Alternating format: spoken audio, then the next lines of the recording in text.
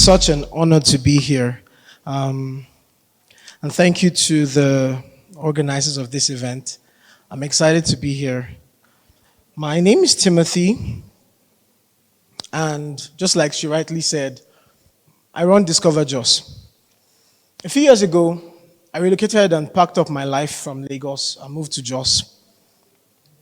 And as someone who was newly coming into the city and into this state, I was fascinated. So the first thing that brought me here was NYSC, actually, 2016, 2017. I served in a village called Gyangyang 2 in Kanam local government, for those of you who know that place. And it was a very interesting experience. Something that was totally far removed from what I had ever experienced in my life. Coming from my background and then coming to this entire place.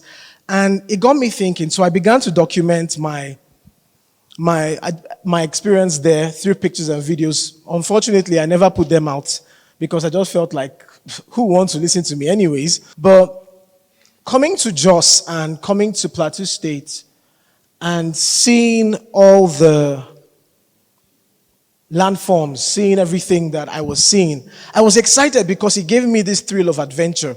So I was seeing something Lagos is flat land, just the beach. If I say it's boring now, some people here will fight me, but it is what it is. Right? And here gave me the thrill of adventure and the promise of potential that was yet to come. And I'm the kind of person that likes to build. So I found that it was going to be easier to build here. But when I was moving, one of the things that people asked me a lot of questions, and there were questions like, "You're going to Jos. Why? What is there? You want to die?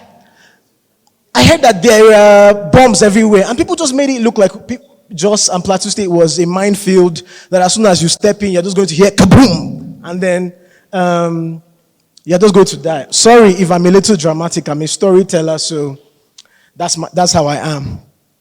And so those questions were kind of what made people to be a bit concerned. And I took those concerns and I thought, hey, there's an opportunity here. So after incubating Discover Jos for 2 years and still feeling that imposter syndrome of why should anyone want to listen to me or why should I put out content, I decided to do this last year. I actually started at the African Creative Tourism event last year.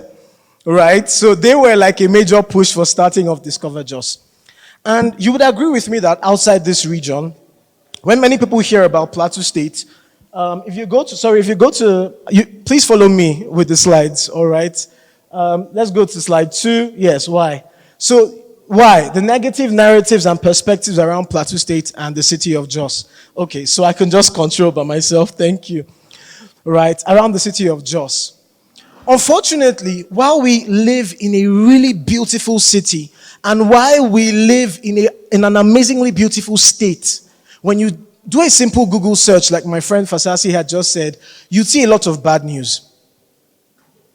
You see a lot of bad news. And some people I've heard people say things like, so people even have real houses, like proper houses. I'm like, no, we live in a jungle. Right? And what people think about here, they think only about insecurity, and they somehow think that we live in a very backward society. However, while Plateau State has been plagued by all these past issues around insecurity, we all know that the insecurity is in no way a perfect representation of the plateau.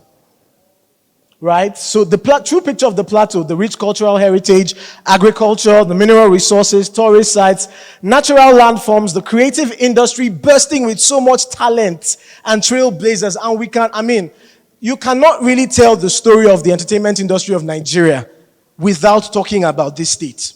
True or false? Because we have a lot of notable people who were either born here, raised here, had to pass through here at some point. So, the creativity, this is like the capital of creativity in Nigeria.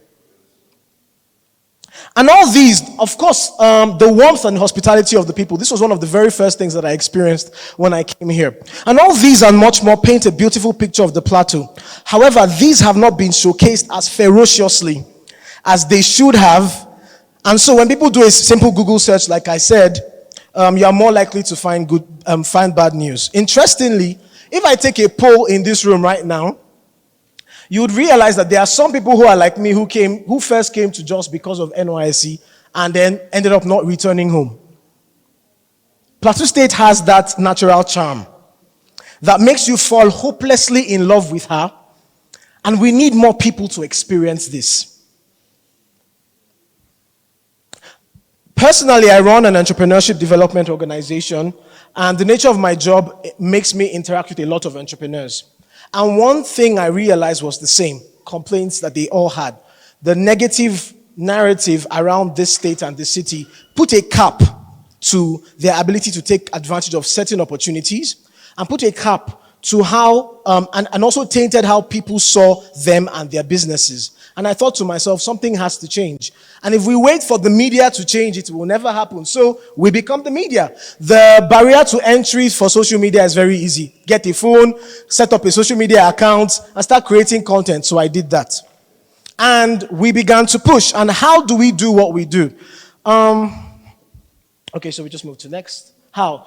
Through visual storytelling and short-form video content that shows them firsthand what life is like here, with the aim of changing the negative narrative and creating in them the desire to visit and experience it for themselves. Right? We showcase tourist attractions, things to do, places to go, basically anything that is worth that is of interest in Plateau State. Right? The goal is to be able to take advantage of the fact that there's an increasing number of young people who want to experience Nigeria. People, especially among the millennials and Gen Zs, are now more curious than ever. And this curiosity cannot be separated from the fact that many content creators and social media and content creators have actually created content around social media, around tourism in Nigeria. Different people, I can't start naming names, but their content has sparked interest. And now more Nigerians, young Nigerians, want to go to the next state, the neighboring state, and find out one or two places. And that's where the opportunity lies. Right? And we hope to be a gateway. A gateway where people come to experience the plateau. A gateway through which negative narratives are changed. And a gateway really for even more people to experience, to realize that there is a window for investment in this place, because the potential on the plateau is enormous. In conclusion, I'll say that in the last 1 year that we've been, it's not even up to 1 year, it's like 9 months. We've been able to host a few private tours, a few things really that have basically brought in people of interest to Jos. And yes, in our own little way, we're making an impact, right? So finally, before I leave, I always say that I think people should visit Plateau State 3 times. The first time alone, because you want that personal experience. The second time with your loved one, because you need to be able to experience the magic and charm of this place with someone that you love. And the third one with your friends and family, because if you have something good, why keep it to yourself? Now, at this moment, I'll tell you, take out your phones, go to Instagram, go to TikTok, look for Discover Jos. Yeah, follow me right now. Yeah, I'm watching you. Follow me.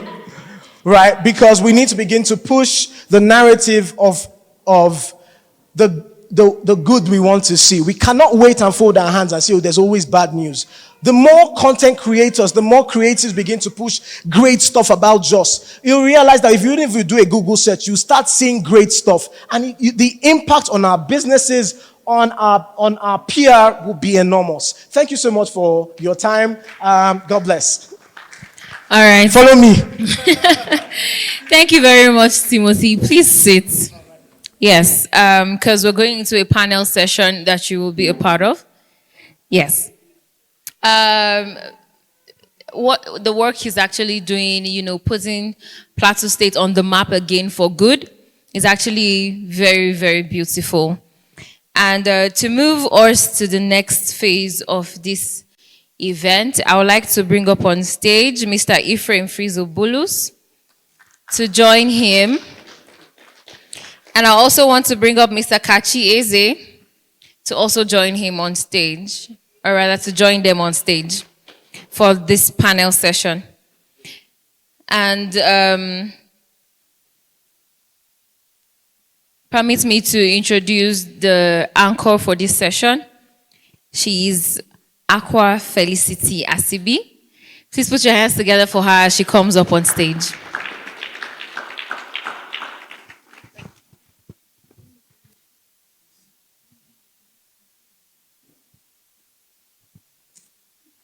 Good afternoon, ladies and gentlemen. Good afternoon.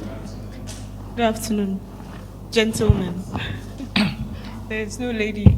So we'll be discussing the power of visual storytelling in social media for destination branding. And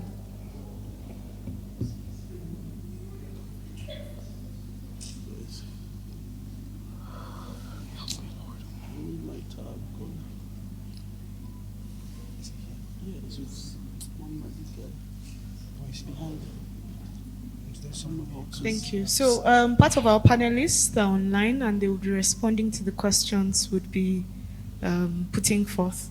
Thank you so much, Mr. Timothy, Mr. Frizzle, and Mr. Kachi. Yes, thank God for the badges, so I'm able to, the first question I would be asking is to Mr. Kachi, right? How can Plateau State leverage storytelling on social media to create an emotional connection with potential visitors? Because one of the problems we've been having is getting people to come here. So how can we leverage storytelling on social media to create that emotional connection with people? All right, this works, right? I suppose so. All right, good afternoon, everybody. Thank you very much for the question. So first of all, going to speak generally to when it comes to storytelling. Storytelling is who we are as a person, is our everyday life. And as a matter of fact, it affects everyone. A story of one person can affect a whole generation. And that is why we have things like movies. That's why we have things like books, because it is designed to shape culture. It is designed to inform. So, and we've told stories in a lot of ways. We told them through music. And in each of these stories contain morals. It contains who these people are. I was doing a research during a course I was working on about marketing. So I realized that sometimes people that want to tell story because they don't know about these people so much will hurt the people they want to market to. So because we are in a society where before you even verify, the story has gone viral.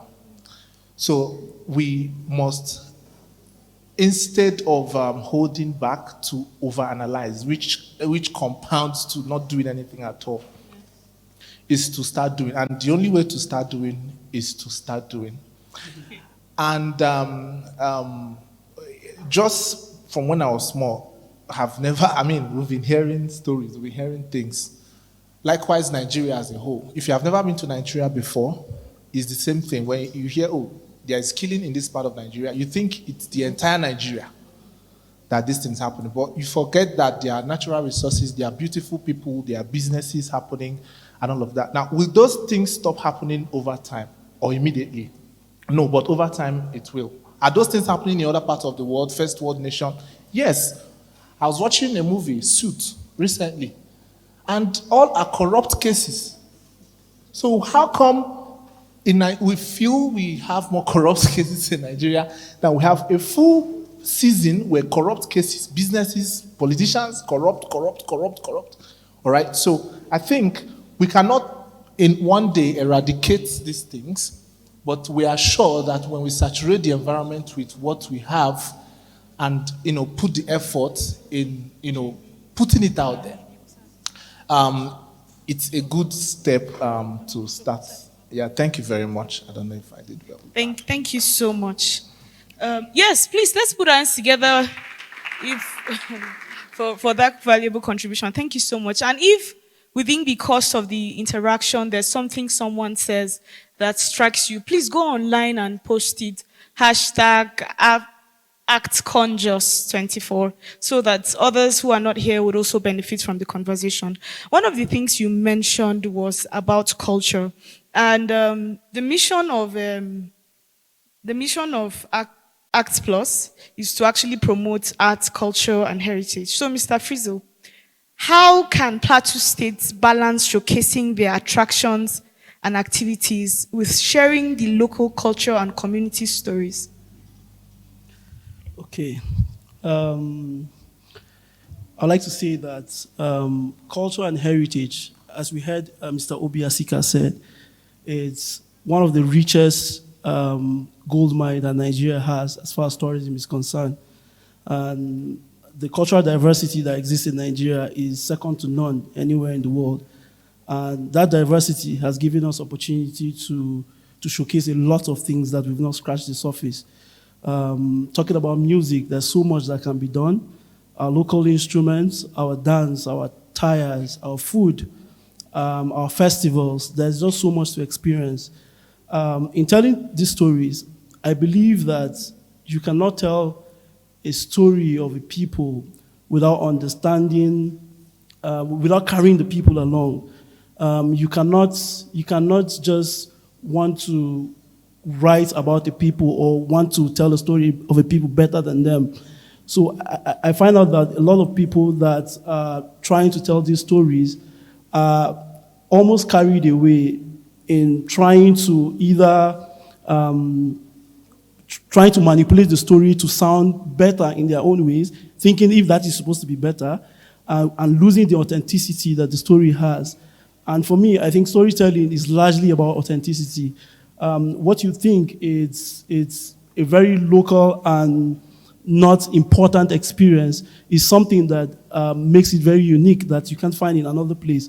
So what you are selling as you tell these stories is you're selling the uniqueness, the identity of those people in the way that it is suiting and befitting to them. So as we try to showcase the cultures, the tribes that we have in Plateau State, I believe that there are lots of mediums we can use to tell these stories. I'm a pro-technology person for tourism, and I'm seeing how tourism, the best way we can preserve our stories and we can share it, that it will be more appealing and attractive to the world is by leveraging technology. And there are technology tools that are going to make this very easy. AI is one of them. And there's so much that AI can do for us in the area of content creation, in area of telling and, preserving these stories, for people to learn these stories. There are other transmedia mediums that we can use. He was talking about books. Movies are very strong tools to use in conveying these messages.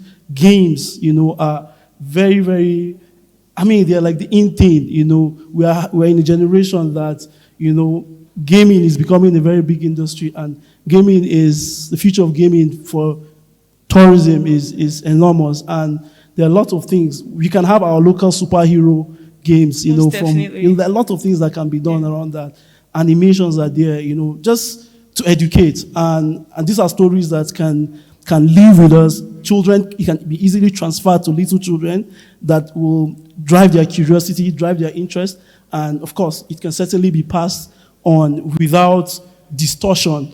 And if you remember from the beginning, I said that as you try to tell these stories, in whatever form, you have to carry the custodians of this history along, so that in the process, you are not distorting the history, you are not distorting the stories, and you're retaining the authenticity of it.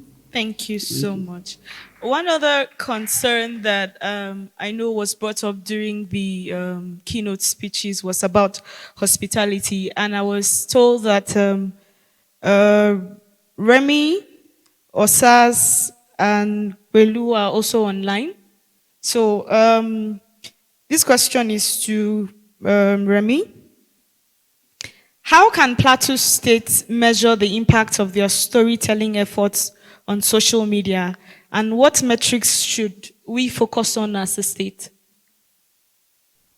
Okay, fine. It's impossible to measure metrics in that light. However, what we can see is the impact of what the impact this has brought.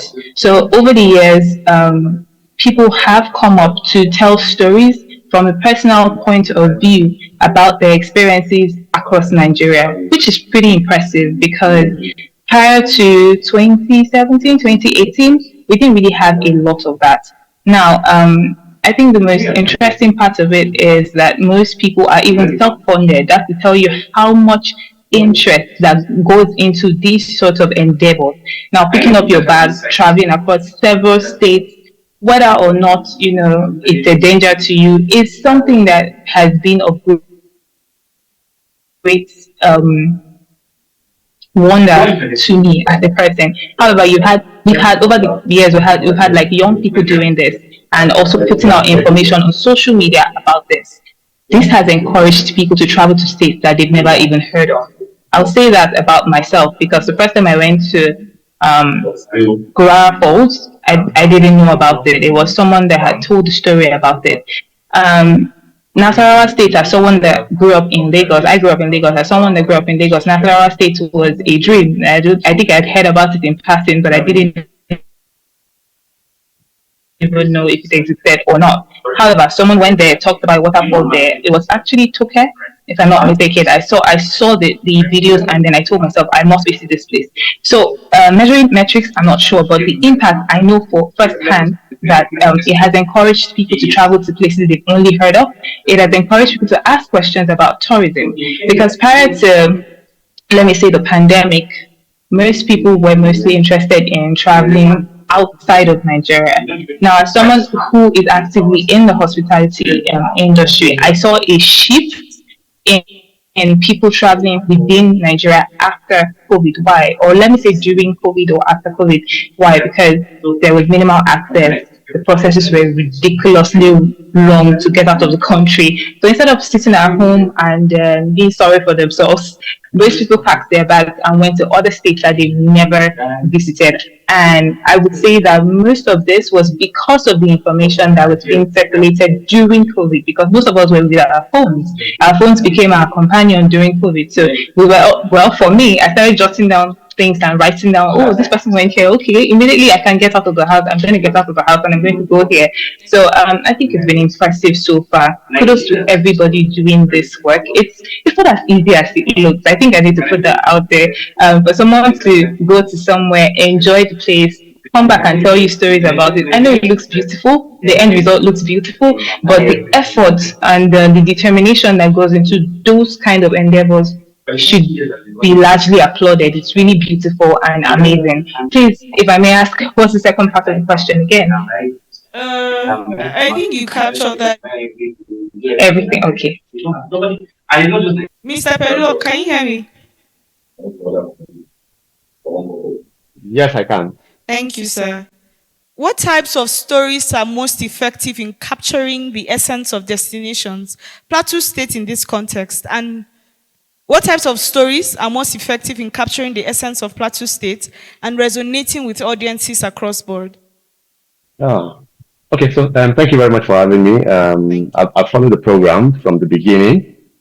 It's so good to see that there's some sort of resurgence in tourism promotion and appreciation in Jos City, Tin City, J-Town, Rock City. I'm not a stranger to the city. Just like the young man who started Discover Jos. My own introduction to Jos also was as a result of my, NYSC experience. And was when I fell in love with the city. And I do what I do today. I actually hope that I will be on the ground in the city to, return to a place that introduced me to tourism. Unfortunately, I couldn't meet up because of prior engagements. And I also need to say, because I'm not sure how long we'll have to talk.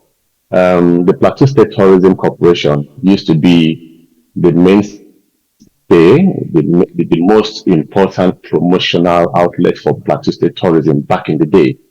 In subsequent years when I went, I was so heartbroken to see that the place had become, a shadow of themselves or of itself. And the GM actually made reference to all of that, the neglect of 30 years. It would be a tough call to rebuild all of that. But again, it's good to start. One of the things I've seen in the past couple of days that has actually made me happy is the metro buses. On fun, I follow her on social media and I see she's been posting a lot of images. So, I mean, that dovetails into the answer to your question. What sort of visual storytelling should we be, deploying to sell Jos or any other destination for that matter? You don't even need to monitor any, like the questions you asked to Remy. You don't need to monitor any. I mean, those data are important. The analytics are important. But when you're trying to sell a place, you're trying to, market a destination, you are focused first and foremost on creating those contents. Exactly. Remy, like she said, she discovered some of these things from other people who have traveled and she took notes. Let's just continue to pour content out there. The people who are interested may not go to those places immediately, but eventually they're going to go. So, two visual content are important now, and they are strictly audio, photography and video. Okay, so Jos is Plateau State is a naturally beautiful state, and it is not called the home of peace and tourism for nothing. I'm going to show you this. This is something that I got on one of my visits to Plateau State Tourism Corporation. This corporation used to do a lot of things back then. It promoted Plateau State in ways that I've never seen anybody do. This is something that I've kept these things for like 20 years now. Wow. Okay, so this is a small pamphlet selling Plateau State. All right. To me, I came there as a core member, and I had several of these things to take away from Plateau State Tourism Corporation. So this is visual. Yeah. For the time it was published, there was no social media at the time, but they realized that they needed to sell the state, and they did that using this pamphlet. They had several postcards, okay, and they had so many. There were tour buses in Plateau State Tourism Corporation. I know somebody made reference to in a question earlier. They said, okay, Madam Nana was talking about tour buses and whatever. Plateau State Tourism Corporation has tour buses in their premises, and as core members, we could go there and ask for permission to use the bus, and they will gladly give it to us because we're core members. Those were the good old days. Those were golden days. And I believe now that there's this resurgence, there's this passion again to restore Plateau State's tourism. It can still be done. There's nothing they want to do now that hasn't been done before by the same organization. So Plateau Express, rebranding, having new vehicles, and all of those are the kind of visuals we need to begin to put out there. Already, like I said, Unfun is doing it because I follow her. I'm not sure how many people, in Plateau State also, I'm sure everybody is doing their own bits, as has been said already. The idea is just to pack the online platform full of visuals. People are always scared to go to Jos. The fare is legit, but we know that some of this crisis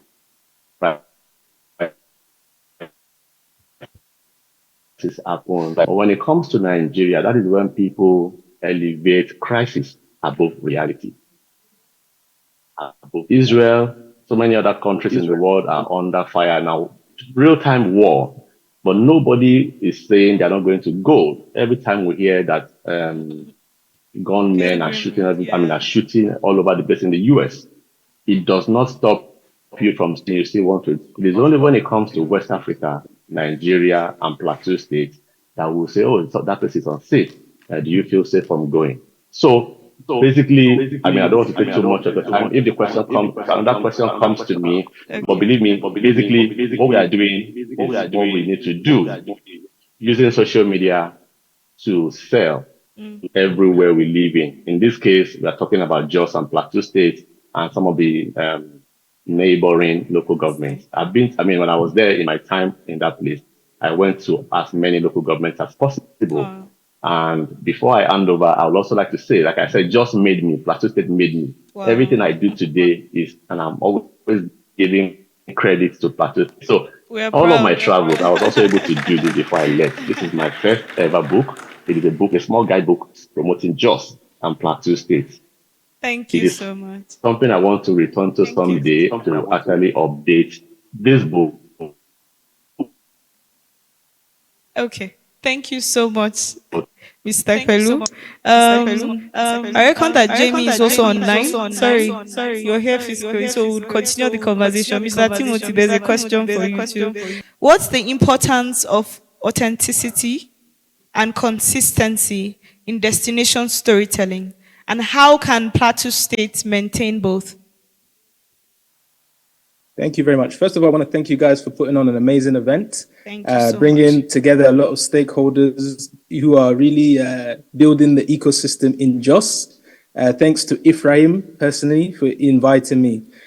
So to answer the question, I think it's very important to be authentic, to own your story, to be part of, crafting a narrative. Many years ago, when there was the typewriter, information was disseminated through books, and it was only key elites who had access to that information. Now we have social media, this democratization of PR. Everybody has a phone, and everyone's able to really, become a creator, become that film producer if you wish. And I think it's super important to, you don't need to create a Hollywood style movie. It's all about authentic stories where you are in, maybe a neighboring village, where you are, where there's that, local market lady selling her local produce. When you look at people like, the Warden Myers, the Vanessa Cambys, and various different people who are creating amazing content, when you take it back to their first few videos, they started off just doing, small content, maybe wasn't getting as much viewers, but they were consistent. They was continuously showing up and building their audience base. They say that content is king, and I think that is, true. I do think now we're moving towards an era where community is king and content is queen. Now, when you even look at, the statistics around video marketing, you only have to look at platforms such as TikTok. They've had, 800% in growth. They're high up there in terms of one of the platforms that is frequently visited. Looking at statistics and daily active users, monthly active users. YouTube is the second most visited, platform on the entire web. So it's important to own where you are at. Don't be disheartened at the fact that maybe you have, 5 followers or, 10 or whatever. It's just about continuously showing up, continuously putting your country on the map, owning your position in terms of how you contribute to the wider story of the destination, right? So you don't have to be someone with 100K followers or anything like that. You're part of the tourism ecosystem. Even when you look at Fidel Castro in the Cuban Revolution and how he used video to win the war, right? Some will call it propaganda, but whatever you call it, it's about awareness, it's about share of the mind. When you think of a particular category, you think of beaches. Which country are you thinking of? Maybe it's Zanzibar, maybe it's X country. So it's important to contribute to the branding and be very intentional about how you do it. Thank you. Thank you so much for that.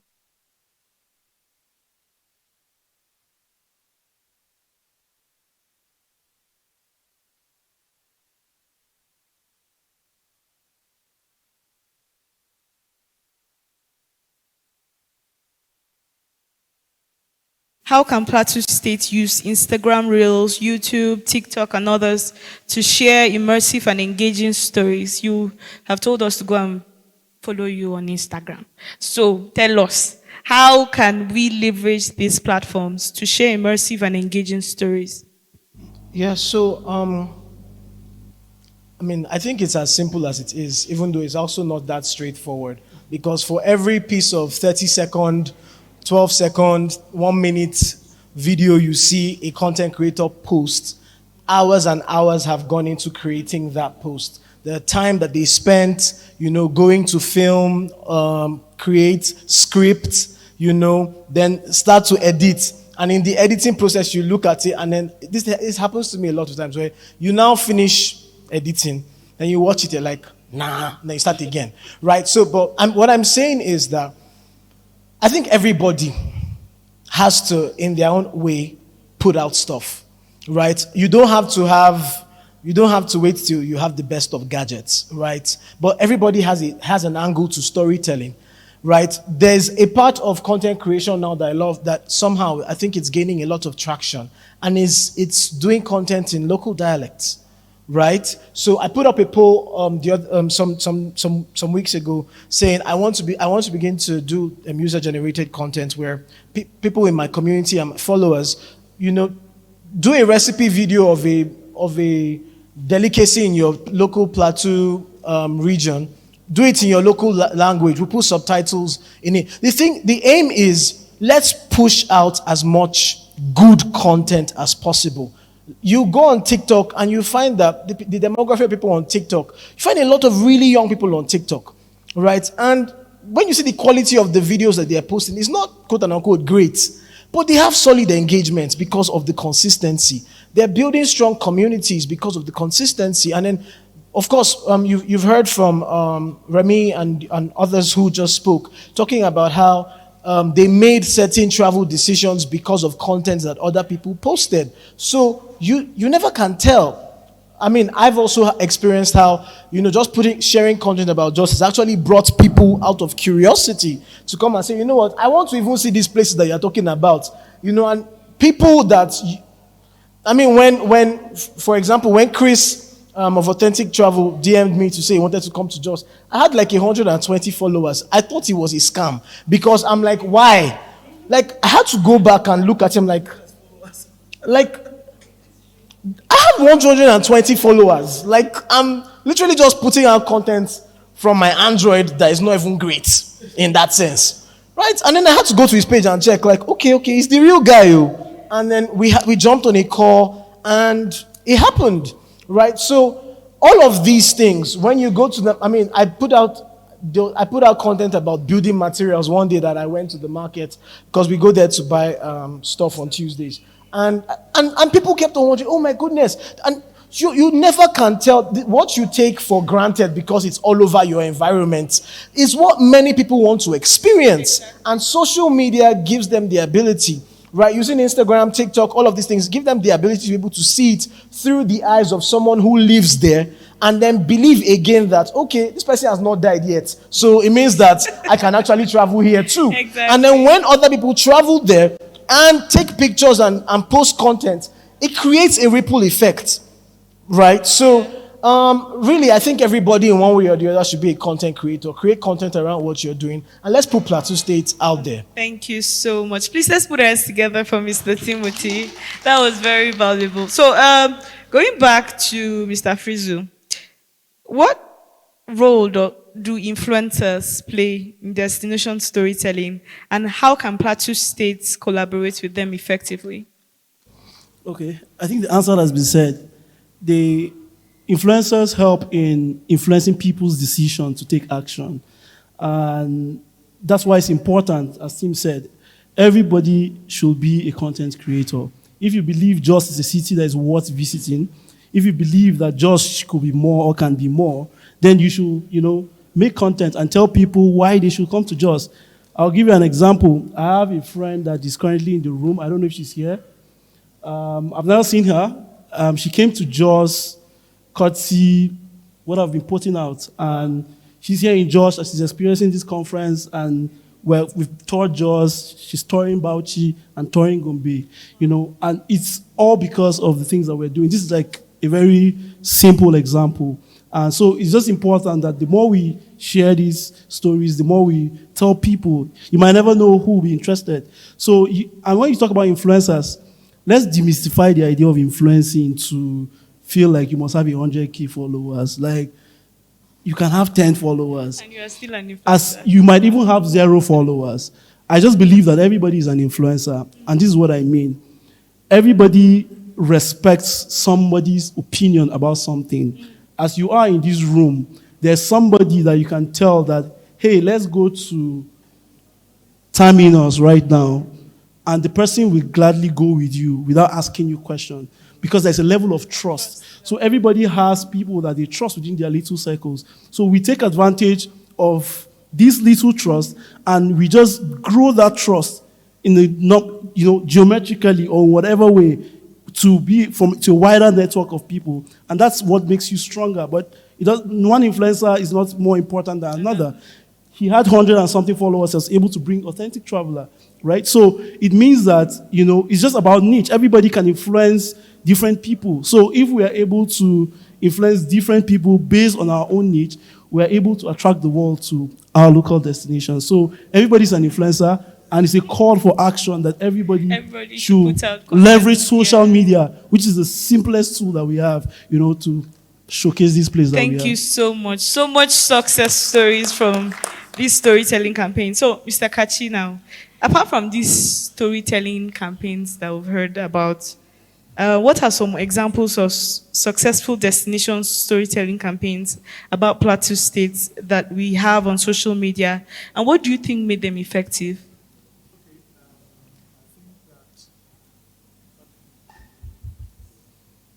Okay, can you use this?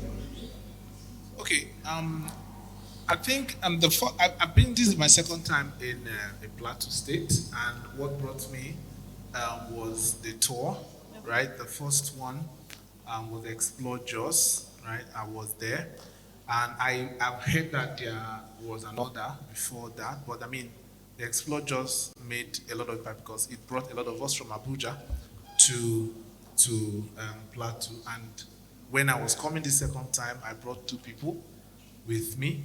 So, and it makes a lot of sense to see that it's working, right? It's working, and it's going to continue working. I think I appreciate what he said, right? I'm talking about influencing, right? You really don't have to influence the whole world. I think our chess master, what's his name? Onakoya, right? Started influencing when he was not known. In fact, you don't even have to be known by everyone to make an influence or make an impact. So I think it's a call for everyone. We really don't have to wait for a campaign, right? It can be 1 or 2 people that feel, okay, want to go on a vacation, want to document the story, want to see what's going on. I do not think, right, it's about a campaign, right? Like you said, campaign was majorly designed to influence a particular people to do a particular thing.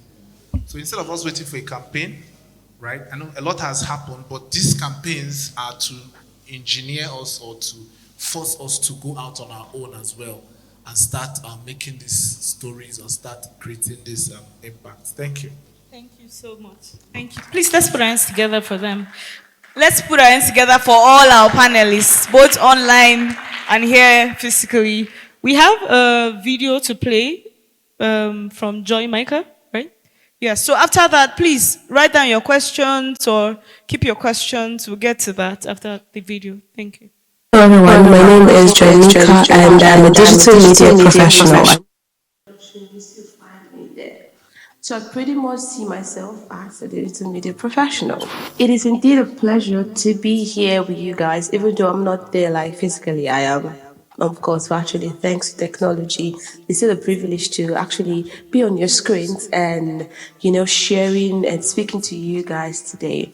Kudos to Mark Force for this amazing project, and he knows I'm his #1 supporter every day, every time. So when he reached out to me and he wanted me to come on this project with him, I was like, of course. Why not? Even though I don't have quite an experience in traveling, but relocating to the UK has actually opened my mind to see the gaps that we need to fill in the tourism sector in Nigeria. So in this very, very short video, I'm just going to quickly outline some of the factors that I think that affects our travel tourism, some of the factors I think that makes travel a luxury in Nigeria, and some recommendations that I think we can adopt due to what I've seen here that we can replicate over there and, grow the tourism industry. I was not someone that was adventurous with traveling. I would say I've been to maybe 7, 8 states in Nigeria. I'm not someone that would just wake up and be like, what, let's go to Calabar. I've been to Calabar before, amazing, beautiful state. I've been to Plateau State. In short, I was born in Jos, I was born in Panshin, and Yeah, I don't say it every time because I pretty much can't remember the hospital I was born in Fanshing. The last time I was in Jos was like 2009 thereabout, when I went to represent my secondary school FGC Kwali in the Scrabble competition at FGC Jos. That was the last time I was in Plateau State. Beautiful, beautiful state, and I have cousins, I have relatives that are from Jos, I have friends that are from Jos. So Jos is a beautiful state that I think every one of us in Nigeria, before we buy, should explore and see how beautiful the state is. So let's move straight to the factors I want to outline. Moving to the UK has made me see that travel indeed is a luxury in Africa, in Nigeria. There are different factors that make people not want to explore tourism or explore traveling back in Nigeria. I'm not talking about traveling outside of Africa or outside of Nigeria, and I'm talking about traveling within the country itself. We've got 36 states. There are many people like me that have not been to 70% of the states in Nigeria. Not because there are not airlines or buses that can take you there, but because travel is a luxury and it's a culture that was not adopted. Here in the UK, regular Brits in my office will tell you I've got summer plans already. They're planning to go to Greece, they're planning to go to Ibiza, they're planning to go to Paris, the Maldives. You know, it's a culture. They always take out time and want to travel because it's their way of life. It's what they're used to doing. So it's not a luxury. Flying to Paris is between 45 to 100 and something pounds. Fly maybe 2-3 days, you spend there, you come back. It's quite affordable, so it's not a luxury for them. Like I said before, traveling to Nigeria is a luxury, and for me there are 3 top reasons why we don't really travel in Nigeria. First, because of the economic inflation. Second, because of the low income wages. And third is the enormous commitment that we have as individuals. These 3 reasons are one of the top reasons why I think, for me, why traveling was a luxury for me while I was in Nigeria. Do you know how much bus ticket is from Abuja to Enugu State? How much was I earning? Why do I need to go to Enugu State? What has Enugu told me they have that want to make me go there? So, even though Bauchi has Yankari Game Reserve, which I always wanted to go to, but I couldn't afford it because I was on the low income wage. So you see that even though we start telling our stories, it's going to take time for us to get to that point where traveling is part of a tradition, not just traveling to your hometown. So I've been able to outline some factors that I'm going to be taking my notepad out now, and I'm just going to be outlining those factors for us. The first factor that I think is affecting our tourism in Nigeria is efficient transportation network. We pretty much don't have that. Let's be frank.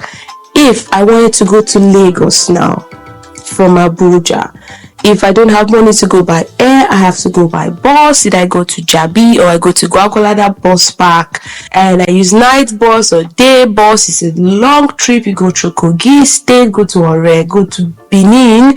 It's not so flexible. So we pretty much don't have efficient transport system in Nigeria, and this discourages traveling. Not all of us can afford flight ticket to Port Harcourt, to Calabar, to Kano, to Bauchi State. So we want to go by road. Another factor is the travel packages that we kind of have. So we really pretty much don't see travel as a tradition. So in my family and in many families in Nigeria, I'm very sure you guys can testify to this, we see traveling to our hometown during the Ember period as a tradition. So let's travel to the village and see grandparents. Let's travel to the village to see grandma and grandpa and all of that. So that is the only travel tradition that most of us will ever experience in our life or have ever experienced in our life. You know, those of us that have moved from the east or from the north down to Abuja, down to the middle belt, or all the way to Lagos, and then you're like, Christmas is coming, we're going to Anambra to see our parents, we are going to Benue State to see family, we're going to Jos to see family.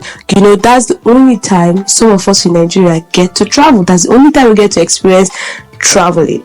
So because it's not a package that has been, I don't want to use the word enforced on us, it's not a package that's been encouraged, people really don't want to travel. So we see very few people taking up, you know, the challenge to want to introduce and spice up the tourism sectors. Like I said, kudos to Mark for what he's trying to do, you know, trying to make people see that even though Nigeria is not what we expect it to be at this point, we still can explore different parts of Nigeria and see Nigeria for what an amazing country that it is.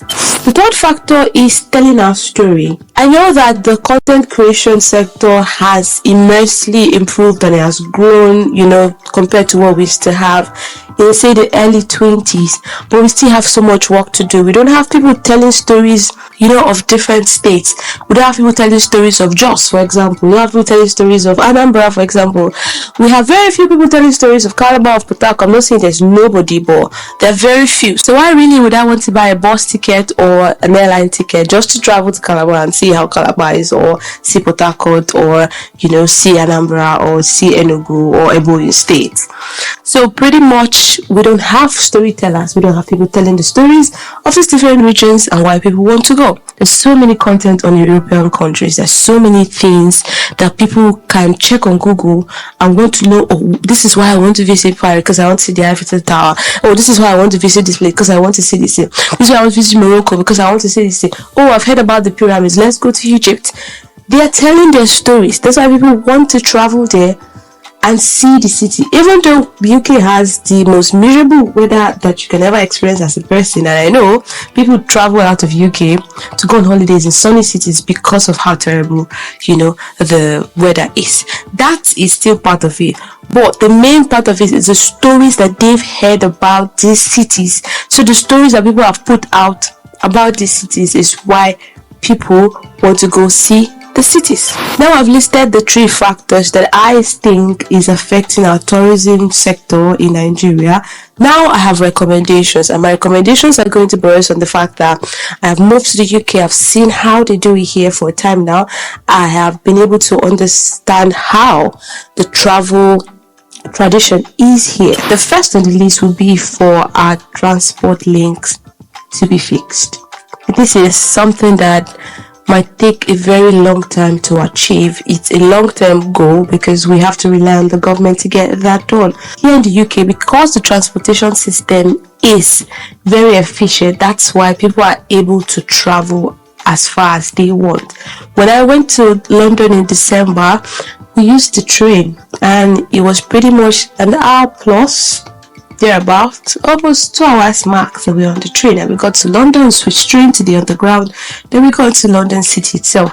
This is where we come in as individuals, as partners, as startups, and come up with ideas that would help us improve the tourism sector in Nigeria. If there are roads from Abuja straight up to Port Harcourt, which I think there are, but not as efficient as possible, come up with travel packages. Here in the UK, like I mentioned before, a regular Brit in my office has summer plan, and this is because they've been paying monthly since January.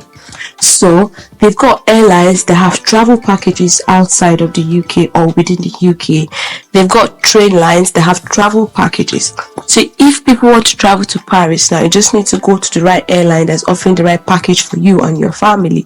I watch the TV and I see the advertiser on TV too. So they charge you, say, maybe 50 quid every month, and on the day you're supposed to travel, everything's taken care of, the flight, the hotel. All you have to do is pay for your food when you get there.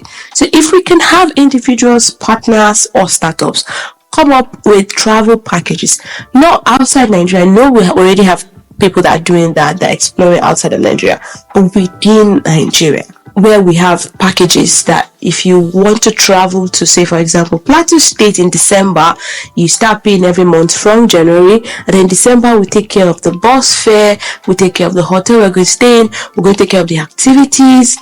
All you have to do is just maybe buy your food, or maybe they could even include food in all of that. So if we can come up with travel packages, these are recommendations that I think we can adopt, and it will go a long way for us. Then the next one is telling our story. So when I talked about telling our story, we need to have more people talking about different states. We need to have people talking about why you should visit Enugu State. I've been to Enugu State. I was opportune to school in Maduna University in Rivers State, and I had friends in Enugu, and I used to go to Enugu for a holiday. For me, I've been to Anambra, but not all part of Anambra. For me, I would say Enugu is like my top 3 eastern states that I would love to visit. It's serene, it gives me the Abuja vibe, it's calm, especially the part where I stayed in New Haven. It was a beautiful city. Enugu is a beautiful city that you should see. The nightlife is fantastic. So if we have more people telling stories of Nasarawa State, why should you go to Nasarawa State? Oh, they've got this, they've got that. Why should you go to Plateau State? They've got this, they've got that. We need more people telling stories. So this is a challenge to content creators out there. We need you guys telling stories of the different states. There are templates out there that you can replicate. There are templates out there you can pick and duplicate. You don't have to start from scratch. Watch videos about people that talk about Paris. Watch videos about people that talk about the Maldives. So you pick content from there and have content idea, and you create those videos, and it will go a long way to help someone. Each and every one of us need to come together and get this done. Photographers, videographers, content creators, whatever field you're in, you can play a great role. This also is a business idea for someone sitting there in the congregation who has so much money and doesn't know what to use it for. This is something you can adopt and invest your money in. Plan travel packages for your family and friends within Nigeria. Plan travel packages 3 days, Friday, Sunday, you're back. So this is everything I have to say in this video, and it's been a pleasure to speak to you guys from afar and speak on your screens, and I hope that I've been able to challenge someone today. Thank you very much everyone for listening to me talk as much as I've spoken today. I hope that someone has picked something, and someone is going to be challenged, and someone is going to learn something. Once again, my name is Joy Mika, and I'm a digital media professional. If you're a jack of all trades like me, you can find a name and slam it on yourself and have a title for yourself. Thank you very much, and do enjoy the rest of this event. Thank you so much. Let's put our hands together again for Joy Mika. Okay, that was a lot to take in alongside all we've said. Please, are there any questions? Then the last thing would be taking recommendations from our panelists. Okay, yes, sir. Only one question? Nobody has a question? Oh, 2. Okay. Who's going to help me with that? Is there another mic? Okay, sir. Are you?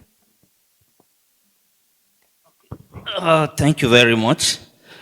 I am very sure I would have missed this session. I'm indeed very happy that I stayed back, because storytelling, leveraging social media and all of that to market and promote tourism is one of those things that the Plateau State Tourism Corporation has been working on.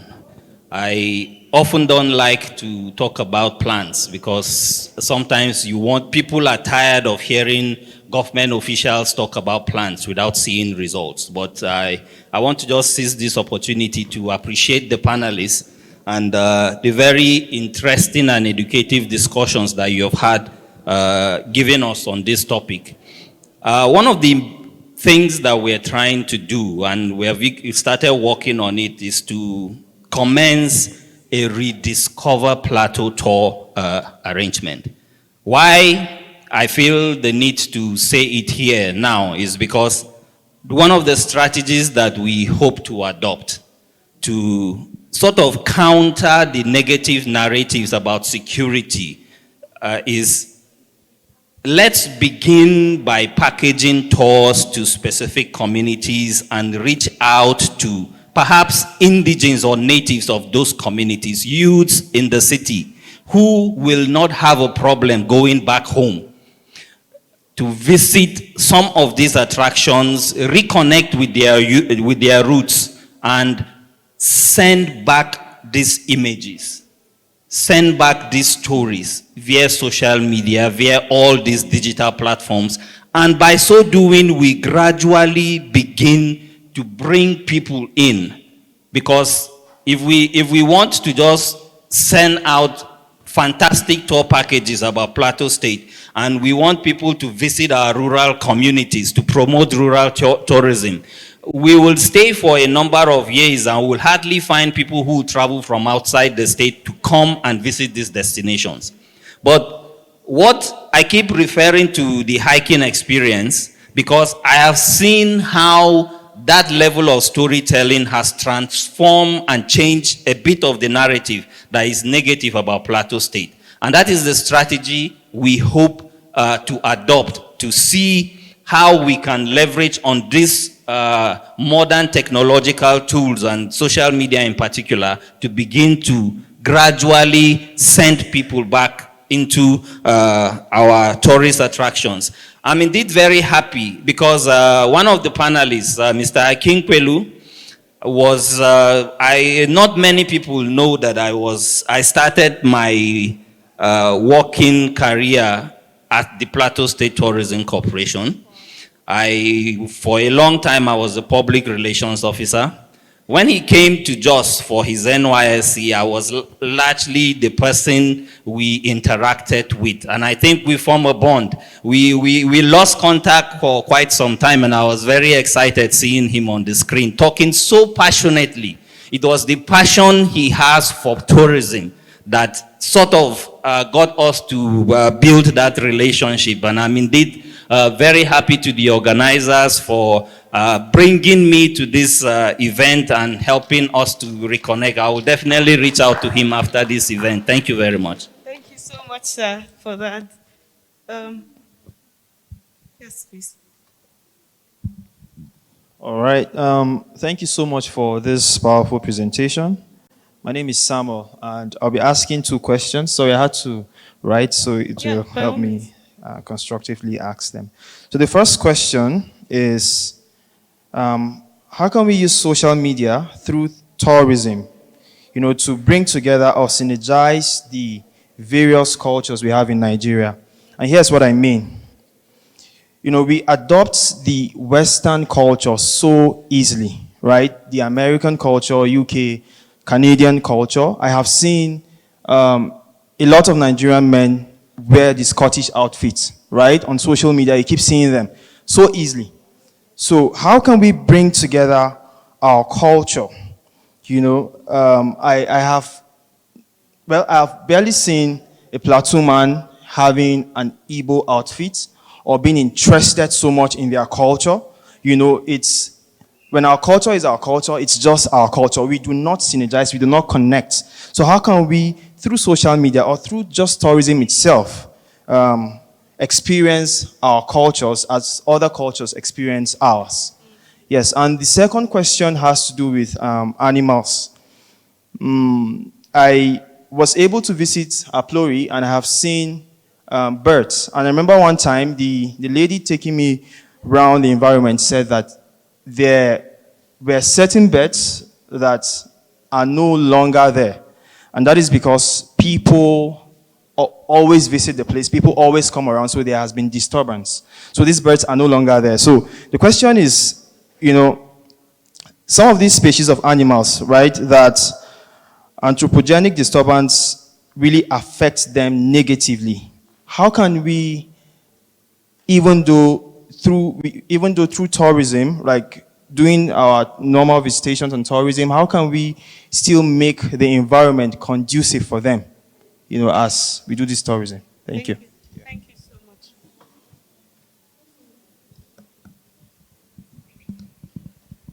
Okay, so I'm sure we heard the questions, so either of you can just respond to that. To any, please. Mr. Timothy, yes, let's hear you.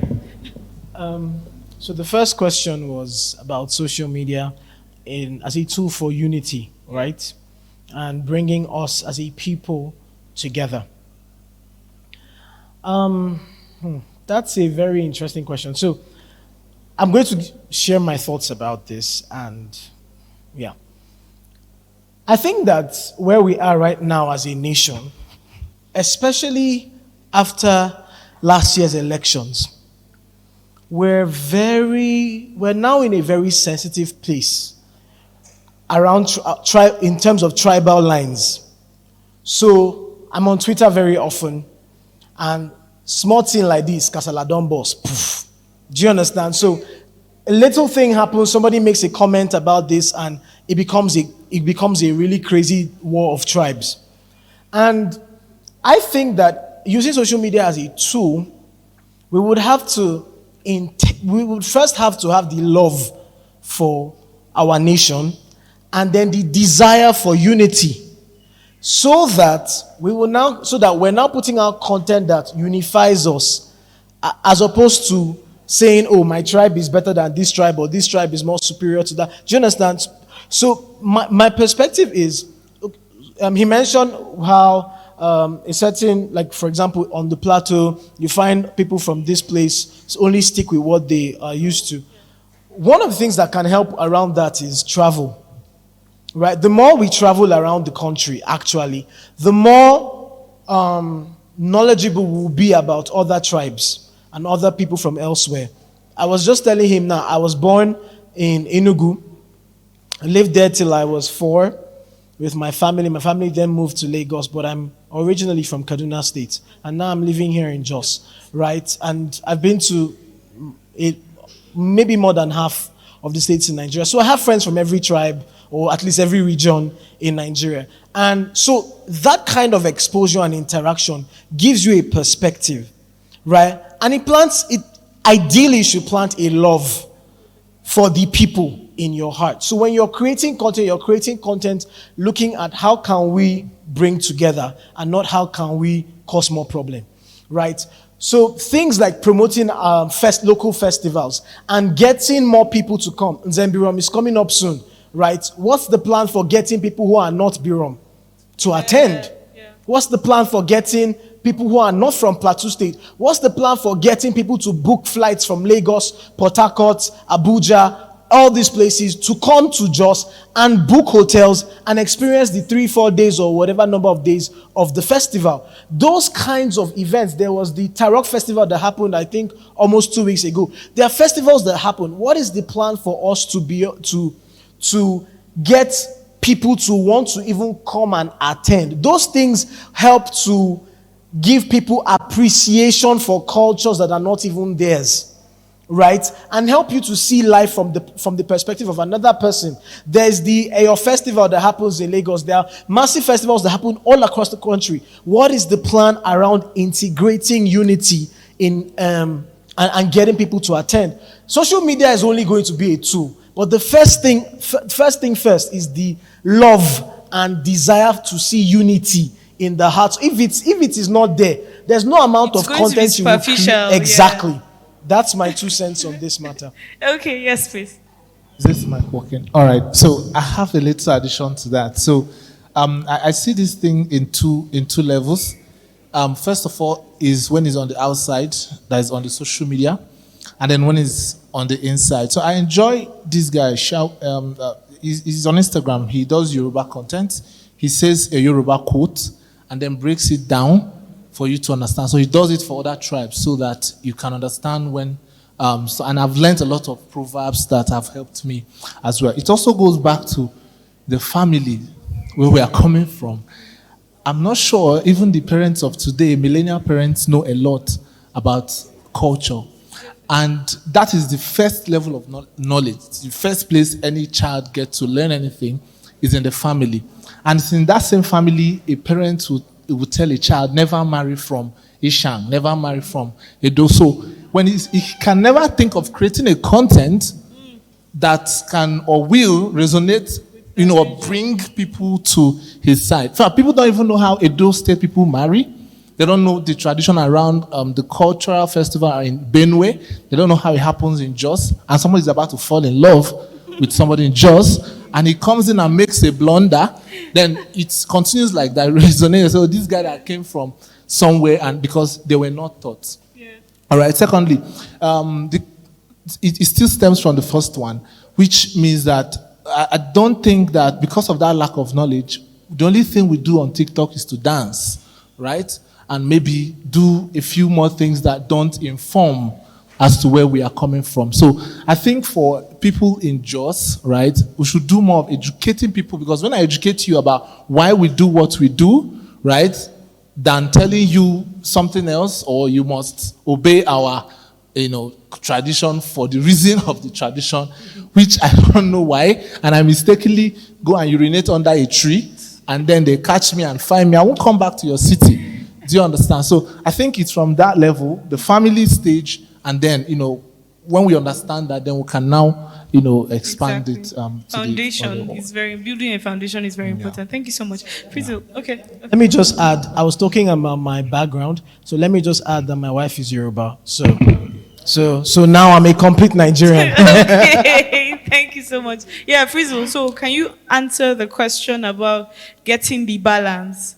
Not pushing away these rare creatures while still investing in tourism by actually going to see these creatures. So how do we put the balance? Okay.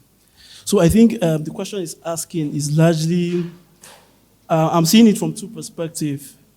It's probably talking about issues of conservation and then issues of, I would say, of climate change as well. And he was talking about migration of birds. And some of the reasons, truly, not necessarily because people go there and that's why these birds are migrating, it's probably in search for food. And there are probably times where, we know that these birds usually come around this certain period, but maybe because of the inconsistency of certain factors, of course, of climate change, they are probably migrating earlier or later. So a lot of factors around that can cause that kind of migration. But that's one aspect of it. The other is conservation, and conservation is a big topic for preserving flora or fauna species.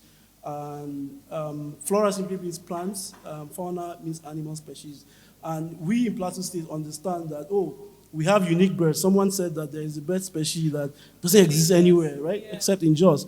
So what are we doing to conserve those species, to create a natural habitat that they will find comfort and ease to stay, so that they are not migrating as they should?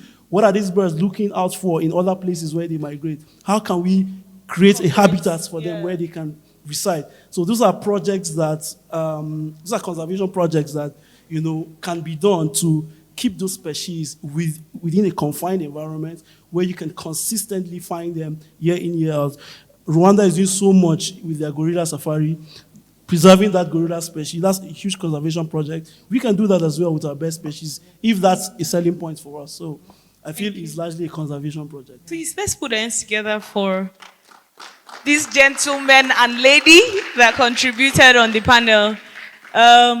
So in 60 seconds, what recommendation, which hasn't been given, would you like to give, especially because the DG is here, you're here, and Mommy is behind there, so that, we're not just talking, what are the action plans would be looking at going forward? Yes, please, just... So start from me? Okay, let's start from Kachi. Yes. I think the big man a lot. Okay. Yeah, we'll be starting from him a lot. So let's start. Okay. First thing, I think there is the I'll call it socio-political side of things, right? Where the government, and the people have to, policies of the government, I'm not sure that it is well interpreted to the people, all right? That people understand what the government is actually talking about. Because most of the time, sensitization, all of that ends in the radio, ends in the television, and things like that. I'm not sure the government have done so much when it comes to social media. Everything on social media is still highly official for them. There are no Gen Z government reporter. There are no millennial government reporter that can say, we passed this bill, this is what it means, this is what it is. Interpret it in an everyday conversation. I like what Timi Abaje is doing with his content, trying to explain the law for the common person. I think Kanayo Okanayo is also on that lane as well. He's making a movie for that. So I think when policies are passed, they should bring Gen Zs. They should bring this people, because by the end of the day, leaders of tomorrow don't even know what tomorrow looks like. They don't even know what today is saying, right? So I think we should do more in having these people that are already with the energy in that system. Let's have reporters like that, right? I think from there, every other thing can happen. Awesome. Yeah, exactly. Thank you so much. Yes, Frizzle. Okay, so I will still stand on the premise of the first thing I said, one of the first things I said, which is a pro-technology person for tourism, because I believe that's the future for whatever tourism we're trying to preserve or to pass on. Technology is the easiest medium we have to share our stories, to make it popular, and even to attract the world to our local communities. One of the things I will say, as we try to do all of these things, let's try to see how we make travel or tourism information more accessible. Information is one of the biggest gaps that are right there. For people that want to shoot movies, if there are access to information, they can build scripts about movies around it. So there are a lot of things that can happen if informations are out there. But it feels like it doesn't feel like we're not putting so much information about what tourism is. And we also need to educate people more. We also need to look in the lines of innovation as far as tourism is concerned. We must not always continue to experience Rock the way it is. We can create, we can create immersive experiences for it. We can add value by creating interactive experience. I saw someone having an interactive art, right? That's digital art. And he's adding value to traditional arts that we are aware of. That interaction alone can open a whole new level of experience for someone. So I feel like it's just to add value on what is already existing. And I'm not saying that human experience is not to be given priority, but technology is to amplify human experiences and make it more meaningful for people, so that even if you're trying to sell your culture, you're trying to tell stories about your local dialect, if I can't travel to Pangshin to learn, if I have a movie I can watch, if I have a game I can play, if I have something of interest, can be an art, can be a painting I can buy. So in that way, I am patronizing tourism. So we must not allow ourselves to box ourselves in a cage of patronizing tourism as by moving from point A to point B. There are lots of things we can do around that value chain. Thank you so much. Mr. Timothy. So I would say from the creative perspective is that I think it would be fantastic to work, to have a forum, especially with your office, where a lot of creatives can know what's happening with the government, what's happening, what are the plans now, and then how we can fit into the picture to be able to amplify what you're doing, and make it even, and put storytelling into it, right? We want to, like he said, people don't want to, shouldn't be experiencing Rock, for example, the same way. Can we script, this thing is packaging. We can script stories. The stories don't have to be, they can be mythical. Let me not say they are lies, fictional. But they can be fictional, good. We can script stories to create emotions and experiences that will drive people to want to come here. Some of these countries that people are running to go and visit, they are not really safe in that sense, according to what we call safe. Just like somebody had mentioned Israel do you understand? They're not, but there is an emotion and a story around it. What is the story about Plateau State that we want to sell? Until we have a Plateau, quote unquote, dream that all of us can fit into and then create content around, create stories that sells the Plateau perspective. It's amazing how the Jos Indigo bird is not standing somewhere as a big statue where people are coming to take pictures every year, every day. Because the bird is endemic to here. This is the only place you can find it. That should be like the official quote unquote mascot of the state. Do you understand? We should have like a sanctuary, Jos Indigo Bird Sanctuary, where people are paying money to come and just see these birds fly around. Do you understand? So there should first be a central dream that all of us can fit in and also help amplify. So that when people think about Jos, they're not thinking crisis, they're not thinking war, they're not thinking fight. They're thinking about something that sparks emotion, sparks nostalgia, and makes them want to come here every time. Thank you so much. So just before I give an opportunity to those online, I was doing a research last month and figured out that Plateau State does not have any commissioned monuments. And monuments are a very great way of telling our stories. People go to places to just see monuments, see the story around it, and just experience the cultures around those things. Please, it is something that we should also look towards building monuments. They go a long way to also tell our stories. Yes, Mr. Akínpẹ̀lú, can we get your recommendations? Akínpẹ̀lú, Jamie. Thank you very much, Yeah. Madam Moderator. Thank you so much. I just have a few words to say. This session has been really inspiring. Thank you, sir. I'm so sorry. I didn't really put the names of everybody in my head. Ephraim, I think it's you that said just Indigo Bird Sanctuary. Fantastic idea. Quote and unquote, that could actually be a mascot. It's unique to Plateau State. So it's about you looking for things that make every destination stand out, and that's what you recommended. For me, what I'm going to say as a recommendation is this. I think this summit will have gone a long way if we could all decide what hashtag we should adopt, a primary hashtag that we should adopt in promoting Plateau State or Jos. The GM in his last presentation talked about planning to now begin to do tours, rediscover Jos. Listening to that alone, immediately seeing that rediscover Jos could actually be a very good hashtag. Yeah. So this is a city in a state that was known as the home of peace and tourism. 20, 25, 30 years, we didn't talk, nobody could do tourism. Now, the state is about to introduce a tour, a series of tours that can help us rediscover the city. So I'm thinking that a suggestion would be to adopt rediscover Jos or rediscover Plateau State as an hashtag.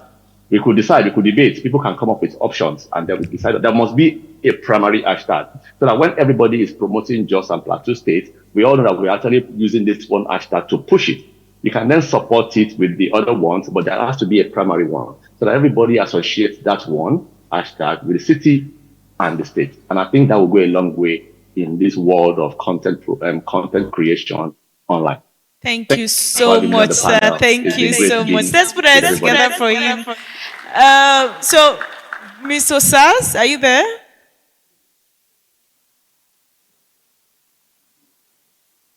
Sorry. Okay. I saw her. Okay, Jamie, please. Yes. I saw him is not outside. She said so before. Mr. Jamie, are you there? Yes, please. Yes, I am. Can you hear me? Yes. Can you hear me? Yes, we can. Okay, perfect. Well, thank you very much again, guys. This has been an amazing panel session. A lot of insightful speakers, and it's been a pleasure. What I would say is there's an importance to focus on ecosystem building, and I'll elaborate on what I mean about with that shortly. So yes, we've identified that storytelling is important. Yes, we've identified that social media as a medium is also very important. But I think not being dependent on these various different platforms is also another thing that is really important. So how do you take your followers and put them into a community of some sort? How can you focus on community building, not just online, utilizing platforms such as WhatsApp, or there's loads of different online platforms or community management platforms. But what you then do with a community of people who are from various different regions, and of course, this is something we at Africa Tourism Club have. We have a member of community. We have community members that are from various different African countries: Malawi, Uganda, Ghana, Jos, of course, Ephraim and JD are also in the community, and Mac Foss as well. And we have talks that we host. So we have various different community members who host talks, telling us about various different tribes in Uganda, and Yege Yege Festival, and loads of different things, Murchison Falls, and different, cultural places. And I personally and other members of the community wouldn't have known about those places if we didn't create a space where people can have that sort of cultural exchange.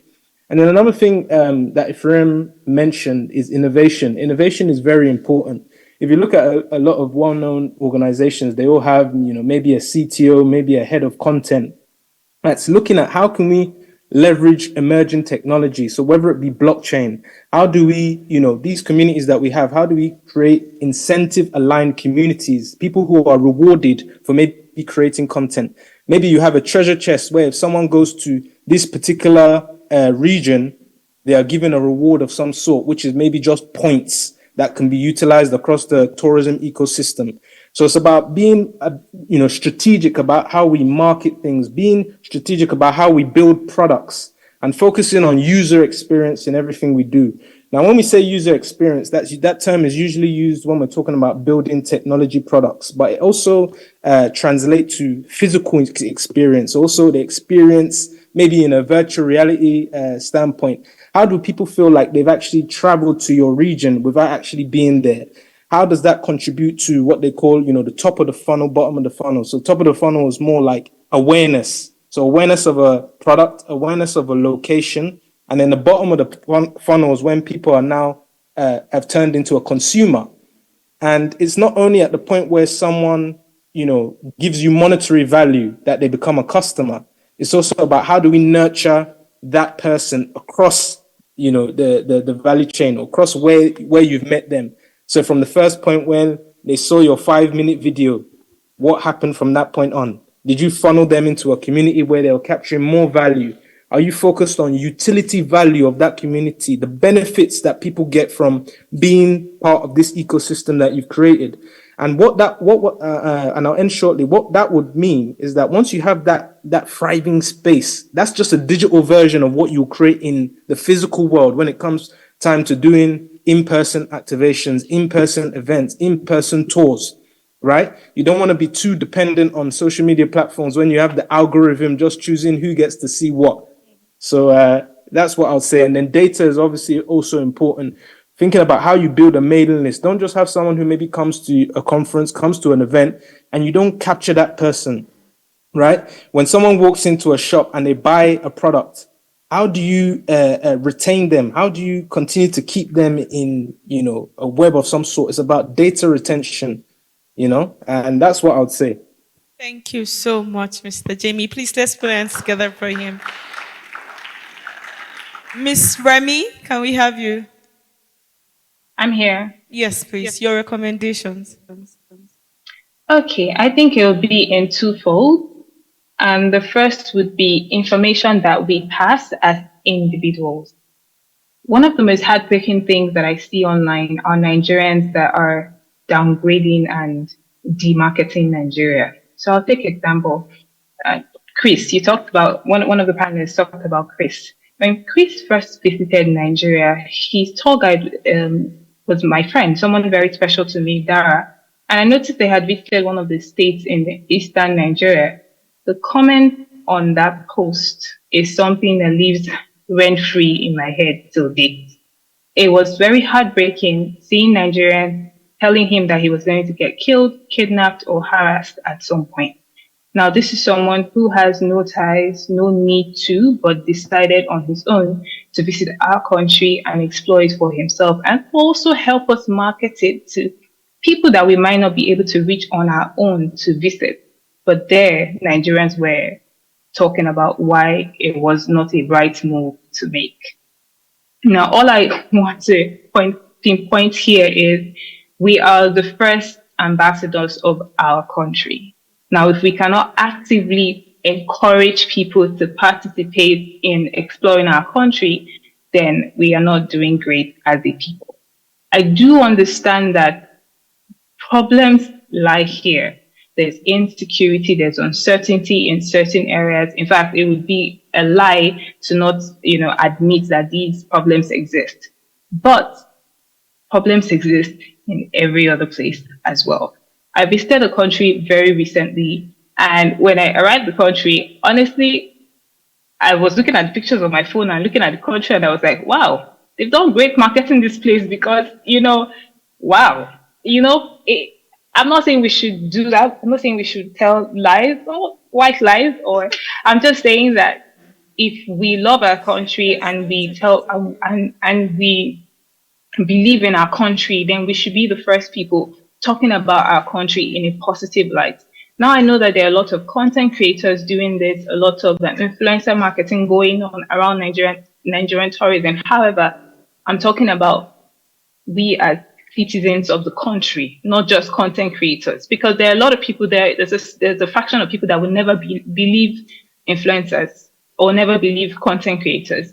But if you as an individual, a normal day-to-day man, tell your own story about as a Nigerian living in Nigeria, then you start to attract the right people or start to attract the right information. There was another post that went viral, I think this week, where road safety and VIO were trying to stop a non-Nigerian on the road. And he captioned this very short video as how I evaded gang members in Nigeria. When I first saw the video, I was wondering, where are they gang members in Nigeria? That was the first thing that came to my mind. So I had to watch the video again. I was like, this is not quite uniform. Like, how are these gang members? I don't understand it. So I had to go through the comment section. Luckily, there were people saying, why are you lying? These are officials that were trying to ask for your papers.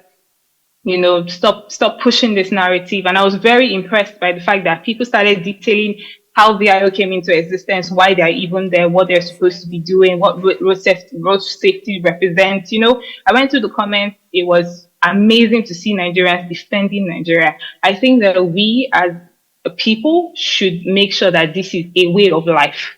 When you see wrong narratives spreading across social media, be the first to say, no, this is not what it is. This is what it is.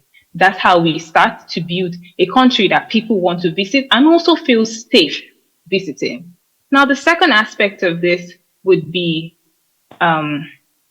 collaboration. And I'm also mostly focused on individuals. So I love that the government is there to play its role. However, we as individuals also have a huge role to play. And this would be collaboration amongst creatives.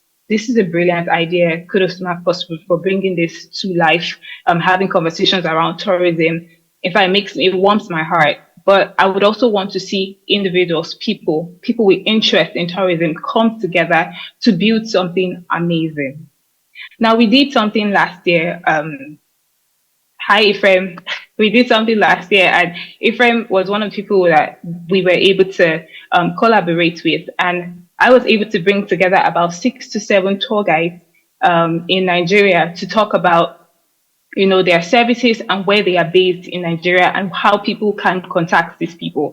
Whether we like it or not, Nigeria is not one of the easiest places to navigate based off our infrastructure issues and, you know, like just moving around in the country. So I would say that tour guides play a vital role in showing people the beauty of Nigeria. And that collaboration brought about people, like you could see, you know, on social media, you could see the number of comments saying, oh, this is brilliant. I've always wanted to come to Nigeria.